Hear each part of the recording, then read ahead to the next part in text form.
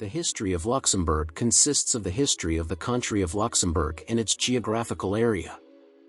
Although its recorded history can be traced back to Roman times 753 BC to 476 AD. The history of Luxembourg proper is considered to begin in 963. Over the following 5 centuries, the powerful House of Luxembourg emerged, but its extinction put an end to the country's independence. After a brief period of Burgundian rule, the country passed to the Habsburgs in 1477. After the 80 Years' War, Luxembourg became a part of the southern Netherlands, which passed to the Austrian line of the Habsburg dynasty in 1713.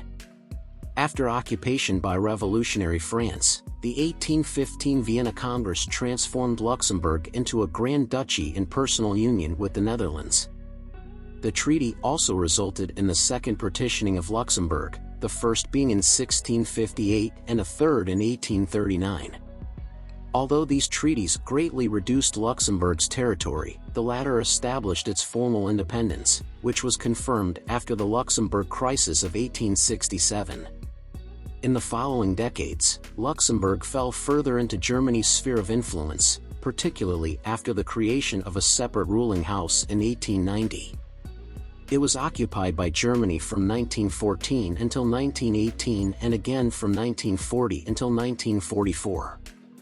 Since the end of the Second World War, Luxembourg has become one of the world's richest countries, buoyed by a booming financial services sector, political stability, and European integration.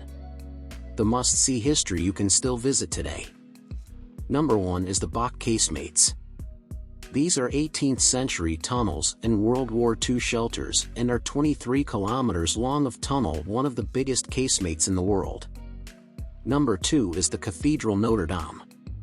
Notre-Dame Cathedral is the Roman Catholic Cathedral of Luxembourg City, in southern Luxembourg. It was originally a Jesuit church, and its cornerstone was laid in 1613. It is the only cathedral in Luxembourg. Number 3. Plateau Bourbon. Its name refers to the former Fort Bourbon, and it had been included in the fortification of the city for ages. A lot of defense works of the middle and exterior rings of the so-called Dietenhofener front, for instance Fort Bourbon, Fort Elizabeth, Avancy-Thionville, Fort Wallace, Fort Weddell, were located on this plateau. After the fortress was dismantled, from 1867 onwards. Number 4. Rocher du Bock. The Bock is a promontory in the northeastern corner of Luxembourg City's old historical district. Offering a natural fortification, its rocky cliffs tower above the river Alzette, which surrounds it on 3 sides. It was here that Count Siegfried built his castle of Luxembourg in 963, providing a basis for the development of the town that became Luxembourg.